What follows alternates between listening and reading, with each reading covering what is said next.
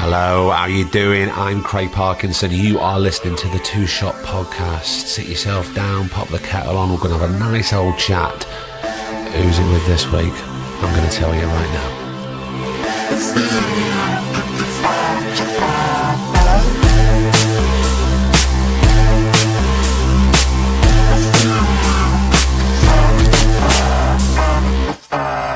How the devil are you this week? Everything good? Yeah? Chin up. It's going to get better because this is the Two Shot Podcast and this is episode 41 with Matt Berry. I know. Exciting, yeah? More of that in a second. So what's going on? Thanks so much for being here and joining us, subscribing and being part of the Two Shot Pod family. You know it means the world. We couldn't do it without you. We wouldn't want to do it without you. But you're here. And it's great news. What's going on our end? Well, May is a ridiculously busy month for us. You know, we've got the live shows in Northwich with Dave Haslam and Paddy Constein. We've got Bath festivals with Charlie Cooper and Daisy May Cooper from this country. Very exciting. And slap bang in the middle of that, we've got the British Podcast Awards. Speaking of the awards, a huge thank you to everybody that's taken the time to click the link and vote for us on the Listener's Choice Award. The Best Culture Podcast, that's the judges. They've got to decide that. We shall see. But yeah, there's still time to vote if you haven't done it already. It's the 17th of May is the closing date. Just click on the link, go to our Twitter page, or it might be on the Facebook page. If not, look, I've been boring people. I'll retweet it again. If you could take 30 seconds, just do that. Show your love. That would be incredible.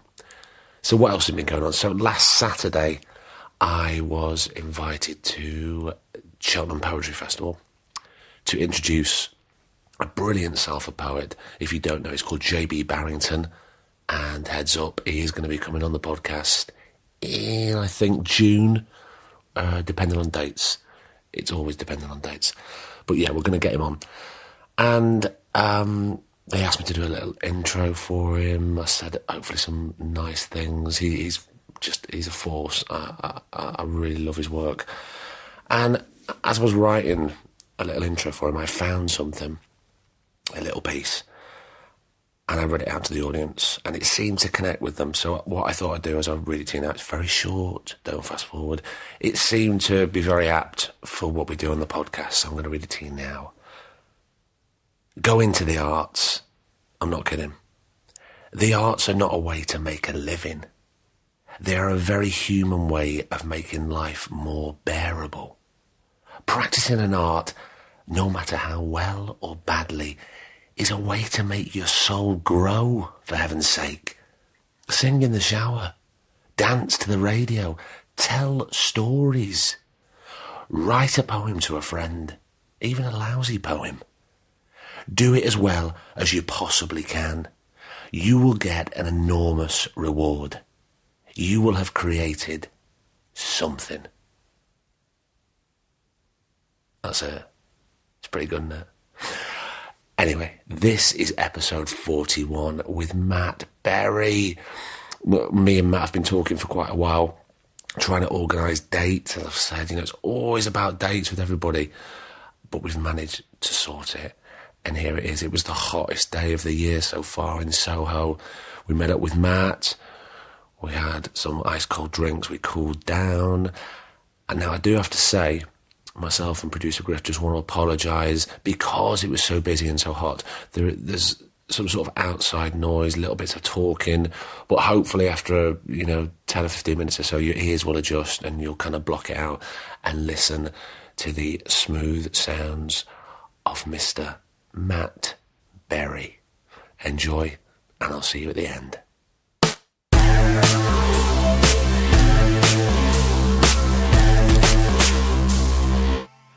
Do you know the one thing I've never known about and you never told me about, and forgive me if I get this wrong? Yeah. Fear pushed through the ring. What's that? Oh, fucking hell.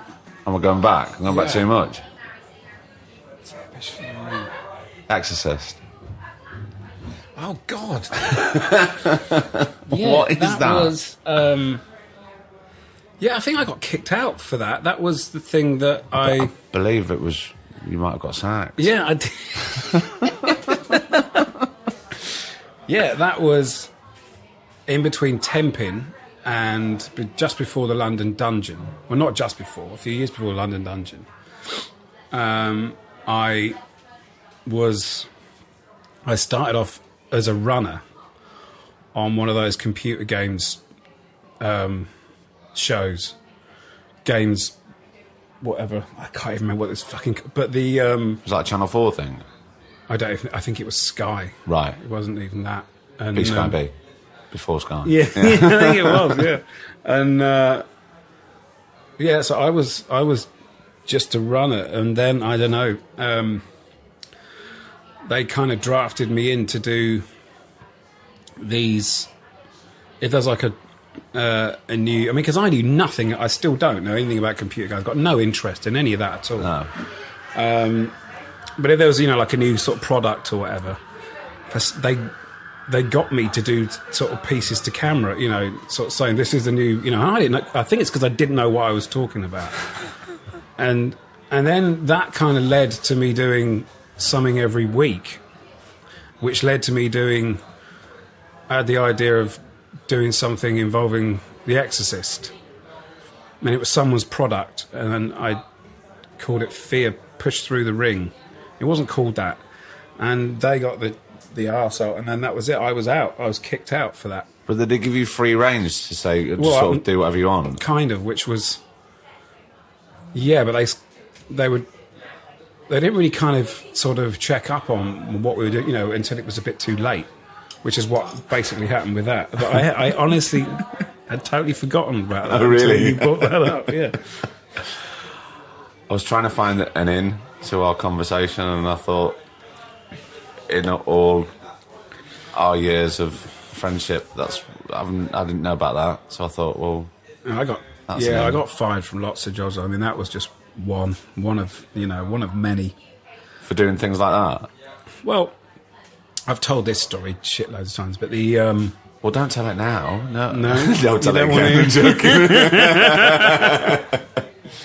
No, I did telesales, like everyone does. And they had these big signs on your booth saying, don't eat and drink at your workspace. And I had a double-decker, and I was eating my double-decker. And the bloke made me stand up in front of everyone and says, "What? Can you not read those signs?" And I'm like thinking, what the fuck is this guy talking about? And he says, "It says no eating and drinking. What have you got in your hand?" And I couldn't, you couldn't sort of believe that this was actually going on. So I think before he kind of said the words, I'd already got my bag on, and I was up, and I can remember that I didn't properly, because I was so fuming, I didn't properly unplug my headphones from the thing. So I just walked off, and this lead went, and yeah, that was it. I was kicked out of that one for eating a fucking double-decker. Yeah.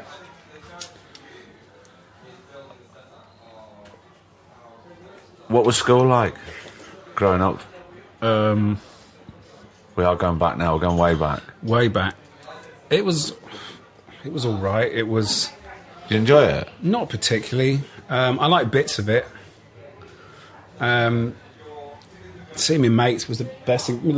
Because it was before they gave a shit if you showed any interest in, in a subject. I think these days, from what I've heard, if they spot that you're interested in something quite early on, then they make a point, of getting you to do, sort of classes in these things, and this, that, and the other. Well, this was obviously before then, and I was obviously, and I was interested in music from an early age. Yeah, I could, because my parents bought me this organ and just stuck it in my bedroom, and then, but didn't kind of hassle me to get any lessons. So I just started to play, and because I couldn't read any music, I would just write my own stuff. And so, when I was at school, if they had, a piano, I would kind of get on it. But I wasn't allowed to do any kind of music lessons because I didn't want to read music, and I couldn't read music, and I wasn't interested in reading music. I'm still not, because you always think it might sort of take away the fun or the magic of it. Yeah. So, or the creativity. Yeah. So I should have been doing. I should have been like doing music, and I wasn't because so because they want you to follow a certain path and a certain structure. So I was doing shit that I wasn't interested in, through most of school. Yeah. And I think that was important because it kind of made me think that when this is done, I'm never going to be doing that again. I'm never going to be doing shit that I'm not interested in because that's not a healthy way to go. So I largely sort of haven't, touched wood. No, you've always that filtered down at an early age that you would only do stuff. Well, I can only kind of see that now. Yeah. At the time, I wouldn't have known that. It would have just been, this is bullshit. I don't want to do any of these things. I want to do my own thing. Yeah. So I think it probably might have come from that. Was it just you? You got a sister, haven't you? Yeah. And is she older or younger? 18 months older. What does she do? A lawyer. She? Do you never think about following a path like that? No. It's never for you? No. I've got no interest because it's... No, I mean... Yeah, no, I've got to be kind of creating something. Was the academia always pushed to one side? No, I was interested, but it's just too much of a sort of force in me. It's that kind of got me out of bed. Sport didn't really get me out of bed, and maths certainly didn't get me out of bed. It was always either to write some, or to do some music. That was the only things, that would, get me out. Was drama on your curriculum when you were at school? Not really, because again, it was before that, became a sort of serious lesson. It was just a fuck about when I was, like you do. So those the dossers and the time wasters and going to drama. A devised thing about sort of taking drugs. Just say no, Zamo. That kind of shit. That kind of theatre and entertainment. Theatre and education. Yeah, entertainment. Theatre and entertainment. Yeah, it wasn't entertainment. That's a good song title, isn't it? Theatre and entertainment. Yeah. So that was honestly that was as much as I did. Once a week some guy would come from fuck knows where and go, just imagine, your best friend's taking drugs. Have a conversation with each other. What would you say to him? That was as much as we did. Yeah. It's not helpful. Well, I didn't mind it because, it was, it was always a break from the norm. Better than writing. Yeah. So... I didn't, but I didn't know what, I didn't know what it was about, or what, and so that kind of thing, I never even sort of really kind of considered doing anything like that at an early age. So the music was the big passion at such an early age. Well, I liked performing, I liked other people, doing stuff.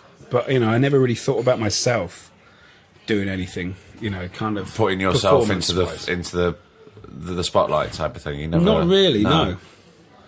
It was just about the creativity. Yeah.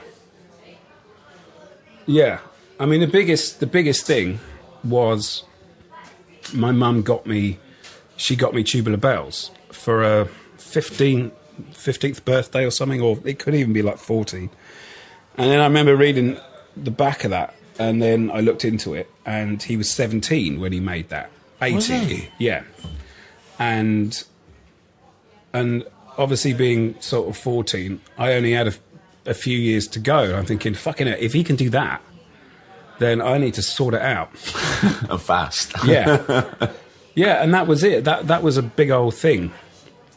Because I was obviously very, everyone's heard that album. And to think that was done by a kid is... phenomenal. I didn't know that. I didn't know he was that young. Yeah. What did your mum do, Matt? She was a nurse. She was a nurse. Yeah, so not.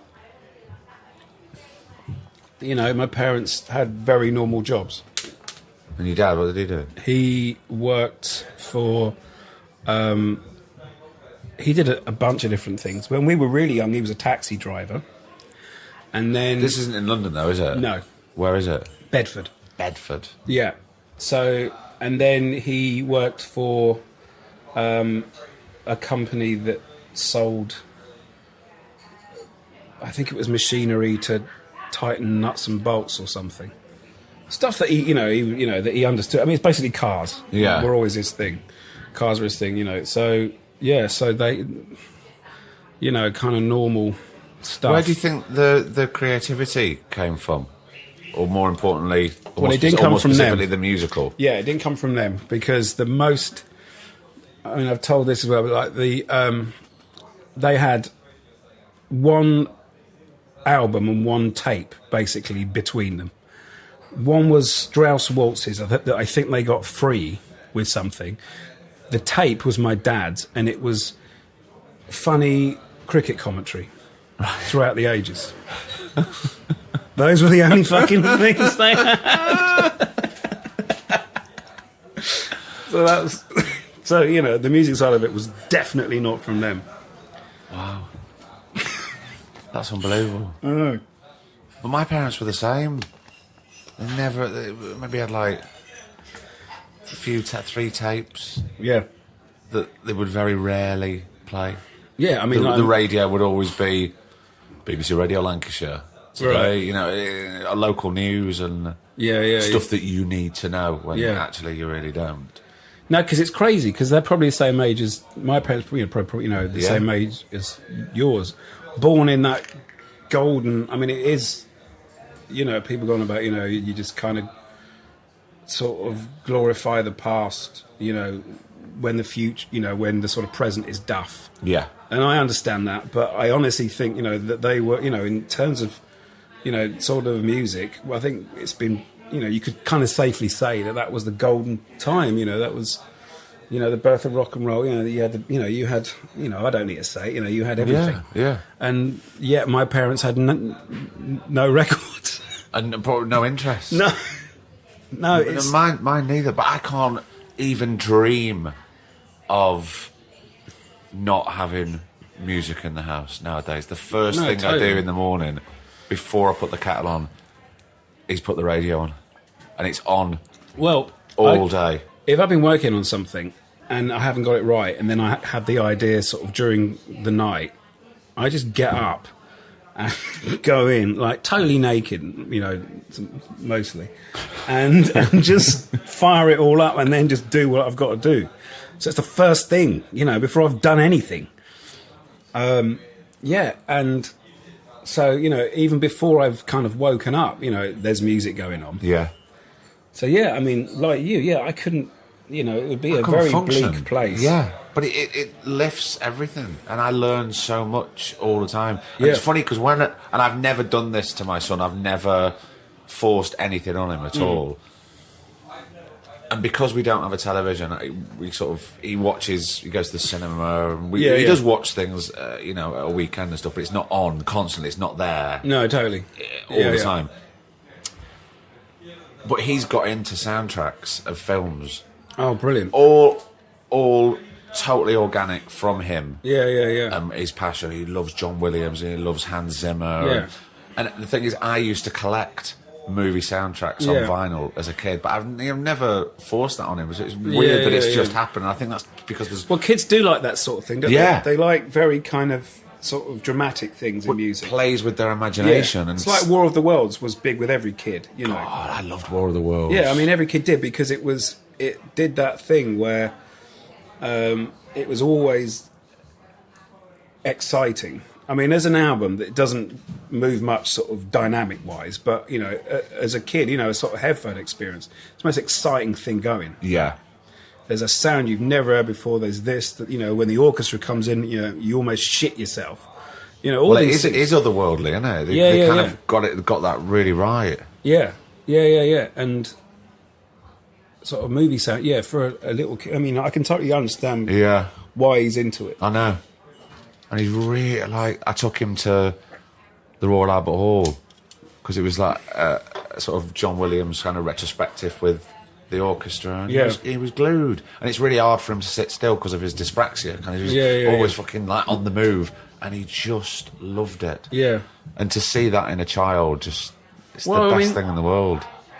Whatever you think of it, whether you don't like it, I mean, a lot of people don't, but it was good that Doctor Who, the new ones, used an orchestra and stuff, because that got kids into it. They did like a Doctor Who proms, I think. Yeah. That a lot of kids went to. They're doing it all the time. Yeah, I think that was a good idea, because, it kind of... Because there's nothing like going to the Royal Festival Hall, all that, and then hearing a full orchestra at full pelt. Yeah. Like, it almost, it makes you, your teeth rattle. It's like such a fucking powerful thing that, we've all been to sort of raves and stuff, which is a different thing, Completely. It's a 20-foot speaker, I mean, that just, makes your chest cave in. But this is different, when you sit in front of an orchestra, it is like nothing else. There's bass, I mean, instead of not being able to hear for 48 hours after, it kind of all consumes you and sort of fills you from the inside instead of your ears. Yeah, it's a really exciting thing. Yeah. Did you go to a lot of gigs when you were younger? Yeah. Yeah, I had quite a good... There's a place called Esquires in... Terrible fucking name. They're always called shit like that. But we had one in Blackpool called Your Father's Moustache. Well, that's better. That's at least cool. that's... But there was also another one called Rumours.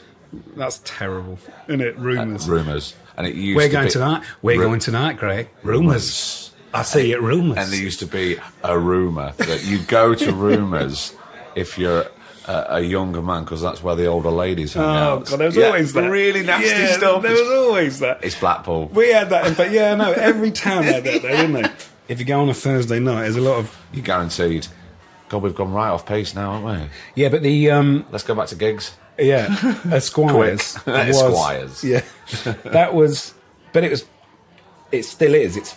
I was there, actually, last Sunday. It's fantastic, because you got an amazing sort of, like, club room downstairs that isn't too big, like the disco bit. Yeah. And then upstairs is where you saw the live bands. So I loved it there, because you could see... And every band played there, like big bands sort of played. What was the capacity? It's... Upstairs, it's no more than 100, maybe... Yeah, I don't think it's any more than that. Right, so nice... Oh, yeah. Compact venue. Yeah. Yeah. And I saw everything, I saw the shark, I saw Ocean Colour, before they were loads of bands. I missed out on Nirvana, that I'm now really pissed off. They played that? Yeah, they did. Or it was that, or they might have played at the one in Elstow. They played a Bedford date. Jesus. That I didn't go to.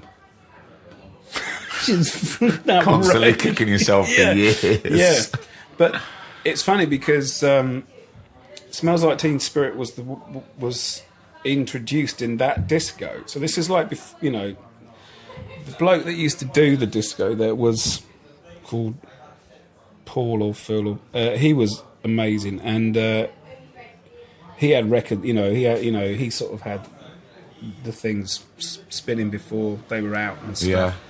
So I remember everyone just, when we first heard that, and just thinking, what the fuck is this? This is the loudest thing I've ever heard. It kind of changed everything. Yeah, well, I played it to my granddad at the time.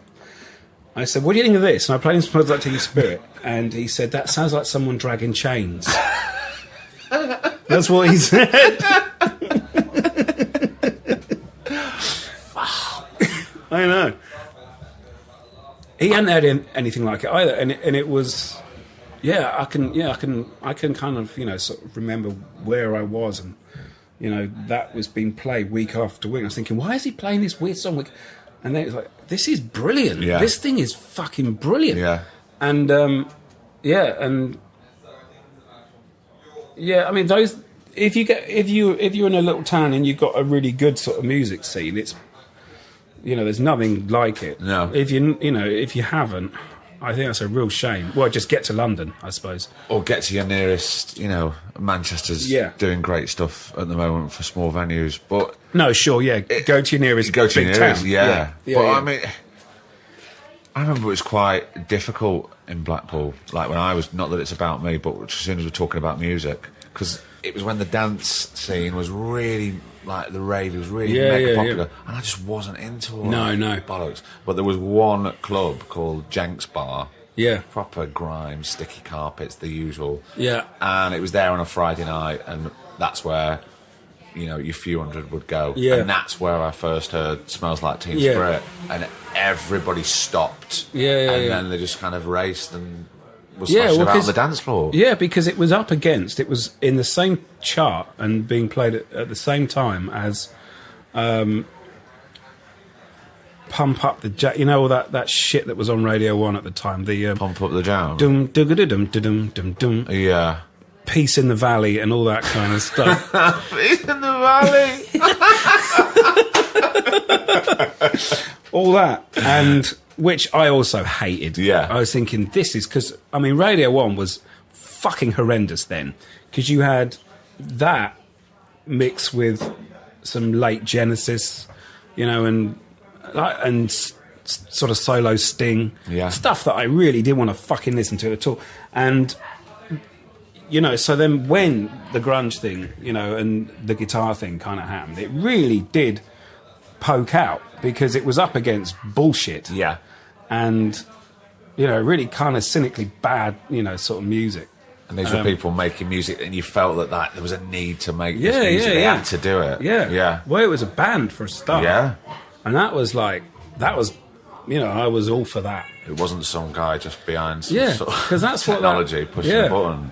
Yeah, because in the late 80s, that's all that was going on. It was a really kind of nasty time, sort of music-wise. And also, radio-wise, there wasn't anything apart from like late night on Radio 1. Yeah, of course, yeah. That was when it started to get a bit serious. Things, yeah. You know, like someone say, you know, well, why weren't you listening to the Smiths? You know, well, I was doing, but like they'd already started. There was nothing starting for me. No, you know, in '88, you know, '89, you know, I wanted something, you know, that would be that was ours. Yeah. You know, I was listening to everything that was good, you know, but like you say, you know, I wanted my own thing. Yeah. You know? Yeah, it was a great time for that. And then obviously, you know, that led to the whole, you know, where Radio 1 was just like guitar music for like 10 years nearly, wasn't it? And then it kind of morphed and changed, and then you get too old and you go, I can't listen to Radio 1 now, I don't know anything of what they're playing, but then again, I'm a little bit too young for Radio 2 and Steve Wright's Big Show. Yeah. You know, happy that... Or Jimmy Young.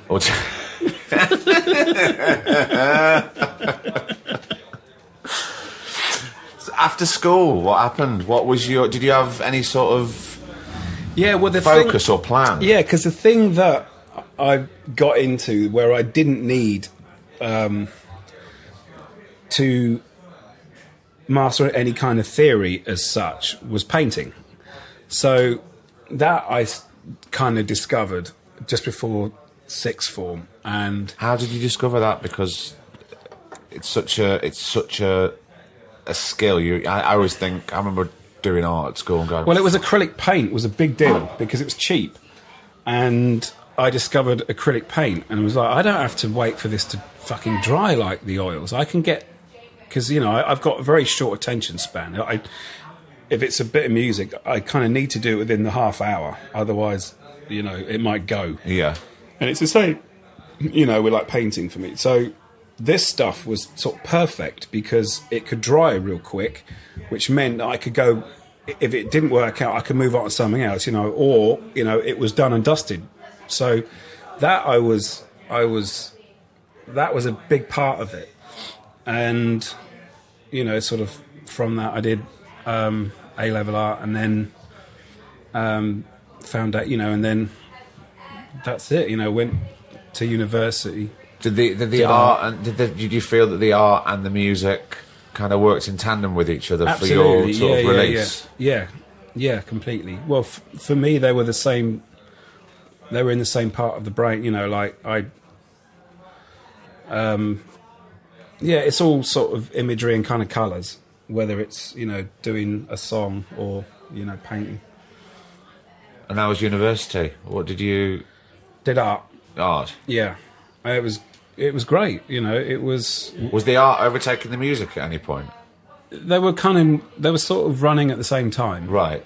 And I was really lucky because it was the last year where you didn't have to buy all your paints and all your sort of canvases and that. The year after me was when What's His Face put in it cost you $1,000 or whatever, and then it just got worse and worse, didn't it? That's a fucking huge expense. Yeah. So I was so lucky that I was the last year where you went to university and there was a storeroom where you could just go and grab as many. Pick what you want. Yeah. Wow. And that is totally not the case now. No. And hasn't been since, I was there in 93 or whatever. 94. How great, because you were given a playground. Yeah. Well, no, and it stopped you from being sort of lazy. I mean, of course you were lazy. Every student is, but you were like, great. I'm gonna, I've got all this. As opposed to you kind of coming to university with all your paints. Kind of knowing what you got to do. But this was different. This felt free. And I don't know. It's I was just really lucky that was the last year because I couldn't have afforded it. Otherwise, I didn't have any money. You know what I mean? Like, yeah. I was skin. I mean, I stopped sort of smoking because I couldn't afford it then. Where was university? Sorry. Nottingham. Nottingham? Yeah. How do you find Nottingham? I loved it. Yeah. It was amazing. Good city, innit? Yeah. And the cool thing about being there is I could go to Manchester at the weekend and for a few quid on the old, on the national thingy, Express. Yeah. And so I got to see all that, you know what I mean? So it was just like, this is the best fucking, and I was away from home. So, yeah, it was great, And that was a great time for Manchester. Yeah, it that was absolutely all kind was. of blowing up there. It absolutely was. It was amazing. Did you see lots of gigs there in Manchester? Yeah, I saw a few, yeah. And, you just stay on people's floors, you just kind of sort of tell your housemates, that you were going just for the night and you'd be there all weekend. Yeah. No, it was brilliant. And that was at the height of Oasis. So that would have been about 95. Yeah. And I mean, that was huge, wasn't it? Yeah, I remember when I first got given Definitely a Maybe by a girlfriend, and it was a little bit like the Nirvana thing. It was changing something again. Yeah. Going, you haven't heard anything like this, and the balls on it. Well, that was the thing, yeah, because I can remember that. It was because I was in halls of residence for the first year, and it was coming out of everyone's window, that album. And I remember when I first heard it and thought, he's got some fucking nuts doing this. This is someone else's song. Do you know what I mean? And I was thinking, good on him, man. Like, he's totally like kind of fronting it out. Yeah. And then I'd see him be interviewed, and he didn't give a shit, and people would kind of go, are you worried that people think, and like, no, and yeah, I admired that a lot. Because I remember hearing Cigarettes and Alcohol and thinking, this is Mark Bolan. What the fuck is this guy doing? Yeah, it so was, wasn't it? But shameless. I know, which I loved. Yeah, if you're going to do it, do it with enough conviction. Didn't give a fuck. Yeah. It went straight in the charts, and and he's got his royalties, and he's got his name under the song. Good on him. Yeah. Yeah, no, that was a big deal, wasn't it? That was huge. It was massive, wasn't it? Yeah. I got given it outside Central Pier in Blackpool, and I raced home to put it on my MIDI hi-fi. Yeah. With terrible speakers. And it still sounded amazing. Yeah. So what was the plan at university? Were you just going to sort of discover your art without a plan, or was there an end game? I was thinking, if I'm lucky, I might be able to make some money out of doing art. it was all about kind of not doing a normal thing. That was my kind of main intention when I sort of graduated. That's why I went straight into sort of temp jobs, because I knew in the back of my head that if I got like a sort of proper job, you could get stuck. Well, it'd just be hard to get yourself out of it. Yeah. Because who was it said? I can't remember who said it. It might be an Eddie Izzard or someone like that. Said, you know, you got to burn your bridges, you know, in terms of getting a normal job, you know, and make sure you can't. And I remember at the time thinking, yeah, that's quite sound, you know. I can't put myself in a sort of situation, you know, where I might get, you know, kind of like promoted or being offered more money. Yeah. Not that I ever would have done, but you know what I mean by that. You know, so it was a bit like having a plan B. Yeah. It's like if you've got something to fall back on. Yeah. It's quite easy to go, well, do you know what, I'll take the easy road now, or I won't carry on with my convictions on this road. Yeah. But, like, I'm the worst person when they, you know, I mean, I'm sure it's also happened to you where the schools ask you to go back to talk to the kids or whatever. Yeah. And I wouldn't know what the hell to say, because I didn't have a plan, and I don't have any advice, because I don't know how to do it.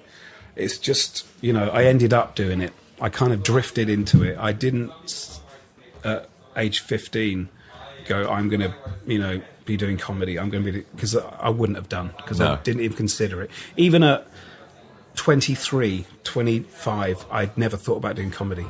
You know, it was never It was still art, it was still music. Yeah, and not working, you know, not doing a proper job. Yeah, that was the main focus. You know, keeping those balls in it, you know, not getting sort of falling through the crack, and you know. So when did the comedy creep in? It was late. How did it? Well, because it's funny, we're sort of surrounded by Noel Fielding's pictures here. I know. Well, it was really through him. Like he was doing these nights, these boosh nights at the Head and Chickens. Yeah. And I mean, I've got vague memories of them, and it's just there'd be a few people that were. I mean, I can't remember how packed they were. Everyone sort of says they were packed, but I don't remember.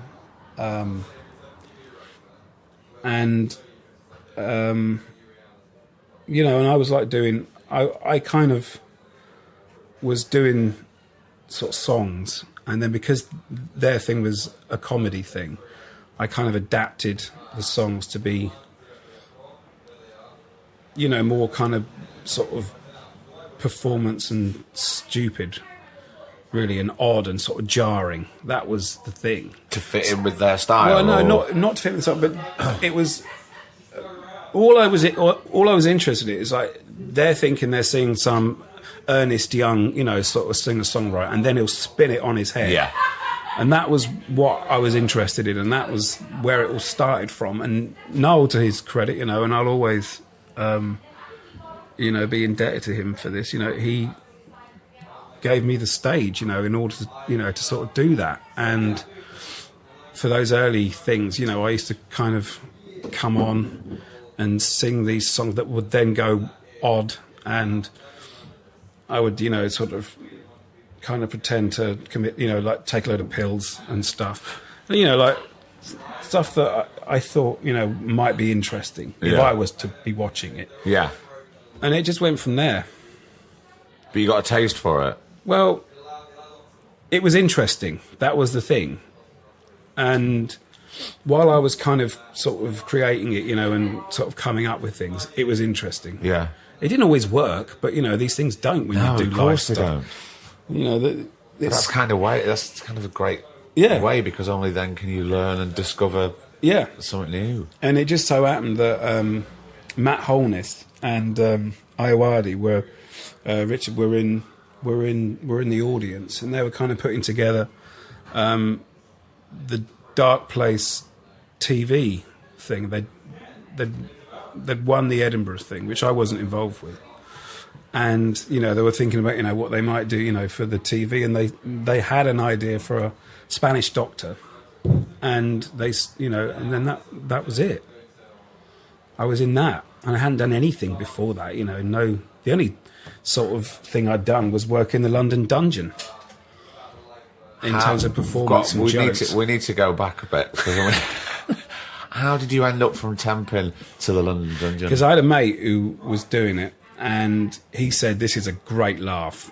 He goes, and it doesn't matter how hungover you are, you can just rock up to this place and you're meant to look like shit because you've got to wear all this makeup. So that was the reason why I did it. What an incentive. Yeah, it was. Because doing temping and doing, you know, like jobs that, you know, that your heart's not in, you do tend to kind of drink more. And surrounded by all those people that don't want to be there. Yeah. So, you know, what do you do in this country? You know, you go to the pub. So I was kind of hungover quite a lot. I mean, you know, it's not good to, you know, sort of talk about it sort of glibly, you know, with people that have drink problems and this, that and the other. But no, I don't think you're making light of it at all. No, but, you know, but that's the kind of... Well, it is over here. Sort of truth. Yeah. I did that job because this guy said, this is a great job. You know, you can kind of, you know, you just put this shit on your face and then you scare people and, you know, and I'm getting paid. And I thought, well, you know, compared to me being in this parking fine office, you know, I'm going to do that. Yeah. And then that was it. And how you stayed there for quite a long time? I was there for a year. A year? Yeah. I loved it. Yeah, you did. I know. Because it was great fun, you know. It was and interesting to you, apart from being in a bloody office, temping. Yeah. And was it? Did you leave there because of Dark Place? Yeah, I did. It was the weirdest thing. Within that year, so I think it was sort of 2001 or 2002, I can't remember. But by the end of my year in the dungeon, I was told on the Monday that we'd be starting to rehearse for the TV thing on Wednesday, and then we'd be sort of filming in, you know, like in the next month or so. So I thought, shit, well, I've got to leave then. Yeah. And I remember saying to someone there, I said, I don't think I can come in after Wednesday. You know, what do you mean? I said, I don't think I can come in again. And but you know, I kept it sweet because I thought, you know, if it don't work out, this falls on its arse, I need to come back here. Yeah. So you know, it was all amicable. Yeah. Do you think if that timing of Dark Place hadn't happened, you'd have carried on working there for a bit? I don't know. Probably not. Probably a year was enough. Yeah. You know, it's a great place, you know, for you know, a performer, you know, whether you're an actor or a sort of comic, to go back to.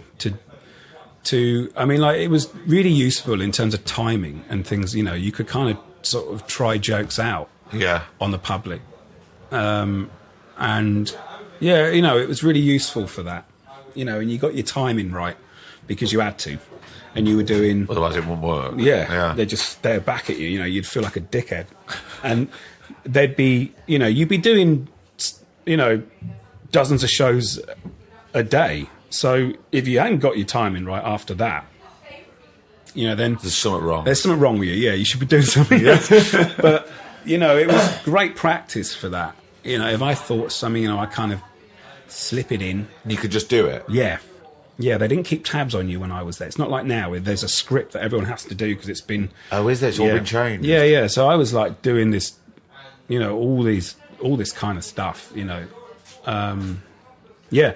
And if they really laughed, you know, then you just do it again, you know. And then, you know, if they didn't, you'd kind of wonder why, you know. Then you'd go back and alter it slightly, you know, and then you'd get a laugh. And every day, all day long. So it was a bit like doing warm-up shows. Yeah, or being, you know, or the sort of red coat thing. Yeah. All day long. Yeah. And how did you feel doing Dark Place? Because it was I don't really touch on jobs on the podcast, but this is really interesting because it was your first time. Yeah. Doing I something enjoyed like it. That was the thing. And if I hadn't have done, then you probably wouldn't be talking to me. You know? I'd have done something else. that. Yeah. And creatively, it was satisfying. And I didn't know that it would be. I didn't know what to expect. Like I knew that I was kind of lucky that I'd been given this chance to do something from Matt, you know, and from Richard. So I wasn't gonna, you know, I was going to do it the best I could, but I didn't know whether I'd like it or not because I hadn't done anything like that before. You know, I didn't know what it was going to be like.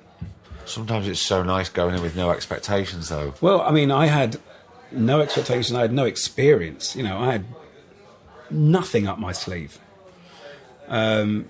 So, yeah, I mean, it just so happened, you know, that I thought it was really good fun, you know, and a good way to spend your day. Yeah. And then that was it, I suppose. Still succeeding with not actually getting a proper job. Yeah, exactly. Yeah. When did... I know you've touched on this before because I know you've spoken about it, but when did Insomnia kick in? I think it's always been there in... some form. Yeah. It's kind of comes and, you know, it kind of comes and goes, you know, like a really bad cold. It's... Yeah. It's just, you know, how you kind of sort of wrestle with it. That's the thing. How do you? Well, I know that if you're feeling creative and you're not sleeping, you'll get up and you'll go and write a fucking album. Yeah, that's how I deal with it, by going to do something with the time rather than just lie and go, why the you know, and just be kind of tying yourself frustrated. Up in knots. Yeah. Is it therapeutic to do that? Well, I don't know what else to do. Yeah. It's the only way, you know, it's the only way that I can kind of deal with it. And then you might get 2 years, you know, where you don't suffer from it, you know, at all. And then it can come back and then it can go again, you know. So, yeah, it's just what you do with it, I think, you know, and I don't want to be, you know, a victim of it. You know, I want it to work in my favour. Try and have some sort of control over it, yeah. Yeah, And exactly that. Is I know it's peaks and troughs, but is it getting better? Or is it as you say, it's like a cold? It kind of comes and goes. Yeah, it sort of comes and goes. And then it can kind of disappear completely. Yeah, so it's a weird thing. But the thing is not to be kind of negative about it, because I think... Or a slave to it. Yeah, because then you're a victim of it. And yeah. I don't want to be, you know... I want it to serve me, you know, rather than me be on the end of it. If that makes any sense. No, it does. Do you ever think now, not comparing, but your art and your music and your sort of telework, are they all at a level, or does sometimes something outweighs the other? Yeah, I know what you mean. Yeah, I mean, I love them all, but I never dream about comedy or sort of performance, whereas I dream about guitars. Yeah. Which is pathetic. No. You know, or I'll dream about, you know, a visual thing, you know, or what to do with a song. Yeah, I do, yeah. But I'm not saying, you know, that they're any more important. It's just, you know, I'm probably more passionate about those things, I think. Though, you know, saying that, you know, right, you know, there's times when we were doing Toast, and, you know, I thought I was the most happy, you know, because it was what I wanted to do, and it was exactly what I had in my head, you know, and I was with I was with really good actors, and they were doing exactly what I had in my head, you know, and it worked. And that was as good as, you know, when that was working, that was as good as any song sort of situation, you know, any kind of sort of music situation. It was, you know, I loved it, you know, at times when we were doing that, you know, if it all kind of, you know, if it clicks and it works. Yeah. You know, it's the same for you, isn't it? You know, I mean, we've talked about this, you know, if you're there with decent co-workers, it's It's a dream. Yeah, it's the best thing. Yeah. You're really lucky, though. You know, because if you're not... You're someone who I always look at and go, he's constantly creative, because you don't rest on your laurels, and No. you certainly don't suffer fools. No. And it's like, well, if you're not going out on tour, like with the band, then you're doing some painting or you're writing. You've constantly got those three gears on the go, whereas, you know, like some actors, they go, well, I don't really know what to do if I'm not acting. Yeah, You've got amazing creative outputs. Well, because I can't do anything else. You know what I mean? Like, that was kind of proven to me at school, and you know, and while I was kind of temping, I can't do anything else.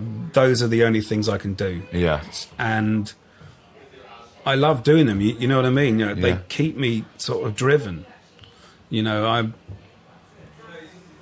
even on like the train coming up to London yesterday. I had I saw the opening for one of the episodes of this new thing that I'm doing, and nowadays I got my mobile's got that quick record thing. Yeah. So you look like a fucking nutcase, you know. You're going, so rabbit, you know, and then you just go through it all on the thing. But thank God for it, you know. It's really, really useful. It saves you getting your notebook out and your pencil. Yeah. So you know, I think if you open yourself up to these things, you know, because I know that that's sort of coming up. I know, we've got to finish these episodes because we film in November. Yeah. So, you know, your brain's constantly... It's like I saw Dirty Harry and I was thinking, how could I make that, you know, how could I... Bits of that? Because, you know, it's a fantastic film and it's kind of in the area that we're at, but, you know, in the 1970s. Yeah. You know, so just things, you know, that you kind of see and stick in your mind, you know, and, yeah, I can't turn it off, I don't suppose. Is there a need? Is there always a need, or is it just... I enjoy it, you know. I enjoy making albums, you know. I say about turning off, you know, I don't want that to be confused with these comics that can't turn it off and, you know, and are always on. Yeah, you know, I don't think that would be misconstrued. No. You know, that kind of exhausting trait. But, no, it's just more, you know, just seeing something, or, you know, I mean, you know, you might say something, you know, that sort of happened to you last week, and then I might think that might be a great thing for this character, you know. It's just any odd thing. I think when you know that there's something coming up, you know, it's like, you know, when you get a character and you're more sensitive to that character, you know, that certain sort of character, you know, or you might think of someone who's a bit like this particular character. Yeah. And you can't really think of anything else for a while, you know, until you've kind of nailed it. You know, it's that. Yeah. It's no different, I don't think. And do you need deadlines when you're writing, or are you quite happy to be unstructured in that way? Well... Or do you work better to a deadline? Yeah, I think so, to a deadline. Like, I don't sit at a desk and write. I kind of write a lot on my iPad, which is thinking, how the fucking hell do you do that? But, like, I don't write a lot. Do you know what I mean? Like, if I have an idea and it's sort of half a page, and that's all that I need to do. And that's usually in bed with the iPad, you know, with Final Draft. Yeah. And you just quickly do it, and then, you know, I might not write anything for a couple of days, and then I might, you know, write 6 pages on one idea. So it's, you know, it's when it hits. So you're not one of those that gets up and goes, right, it's 9 o'clock. I couldn't do that, you know. Write. There's a lot that do that. Yeah, well, yeah. And they go into an office type situation with another writer and sit and... Are they doing some Skype with another writer? Yeah. And... No, you know, I admire that, but that's not how I can do it. I mean, Arthur and I, he wrote, you know, in Dublin, you know, and I was writing, you know, in London. We would phone each other every couple of weeks. You know, funny phone calls. Like he'd say, for instance, because I'd written this Exorcist thing for Toast, and Arthur wasn't keen on it at all. He was like going, I don't know about this exit, and it's those kind of conversations, then you go, no, I think it could be funny. And then, you've got to explain why, and then, yeah. But he's amazing. Like he would, because, you've met Arthur, Arthur. Yeah, he's the most calm, quiet, softly spoken, sort of chilled out fella. And then he'll send me something like, like sort of hideous, like really disgusting. And you just think, where the fucking hell did he come up with that? But that's what I love, I love, sort of being taken by surprise by people like that. Really calm people. Then they just kind of hand you something that is just from a different planet, Do you get that same buzz when you're touring and you're in front of the band? Yeah. Yeah, because they're sort of jazzers who are playing all the time. They're doing gigs for people, so they're not fazed by anything. So if something goes down or what I normally do is I get confused with the set list and I introduce a song which isn't coming next and they've quickly got it, you know what I mean? And I don't do it on purpose just to fuck with them. I do it because I've fucked up. Yeah. And that always is quite kind of thrilling to see them start a song, right? And then I've introduced a different thing, then they kind of turn it into the one that I've just introduced. Stuff like that I always get, a kick out of. And they're just, it really kind of helps that they're as good as they are. And they are, I've seen them, yeah. Yeah, you've seen them a few times, haven't you? Yeah, they're pretty tasty. Matt, I think you should just carry on not having a proper job. Thanks so much, man. Thank you. Bless you. And another one is done. Brilliant stuff. I love Matt to bits. I'm so chuffed that he came on because do you know what? He doesn't do a lot of these things. I know he's been on the brilliant Adam Buxton's podcast. And now he's been on the Two Shot podcast. But he doesn't tend to do loads of these things, so we're really thrilled that he came on. And we really hope you enjoyed listening to it. You get to find out a little bit more about the man behind Toast, amongst other brilliant things. If you've never seen a show that Matt did with Rich Fulcher many moons ago called Snuffbox, I think it might still be up on YouTube, or certain snippets are. Go and seek that out. It's absolutely fantastic. Anyway, that is all. I'm going to leave you. Thanks so much for joining us. Enjoy the rest of your day or night, depending on when you're listening. And we'll see you next week for episode 42. I've been Craig Parkinson. He's been producer Griff. And this has been the Two Shot Podcast. You take care. Stay safe. I'll see you next week. The Two Shot Podcast is presented by me, Craig Parkinson, recorded and produced by Thomas Griffin for Splicing Block. Our brilliant music is courtesy of Them Thickens. Cheers.